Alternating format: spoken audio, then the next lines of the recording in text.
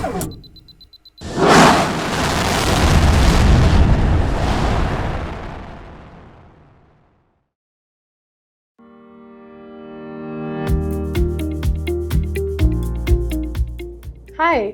In the last video, we discussed about wireframing, what are its benefits, and how user flows are created. In this video, we'll be discussing about tools of wireframing and my personal favorite tool to create wireframes.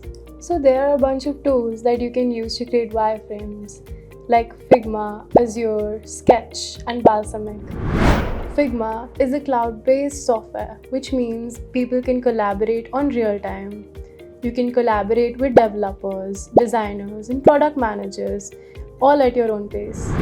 It is extremely user-friendly, and you can create prototypes on your phone and test it out. There are a lot of plugins and community base that you can connect with. They also have a starter plan where you can make unlimited files that you want in your drafts, and it's absolutely free.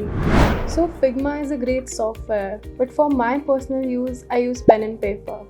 So you can unleash your creativity more on paper because there is no proper structure and you don't have to be formal.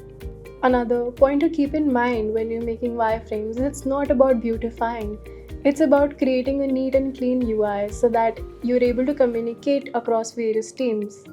Wireframing is a great representation of raw items like videos, images, and text. You have to focus more on the content layout and the hierarchy of it. So, wireframing is perfect for communicating and an efficient way of communicating what you're thinking. In the next video, we'll talk about wireframing to the final UI, the process.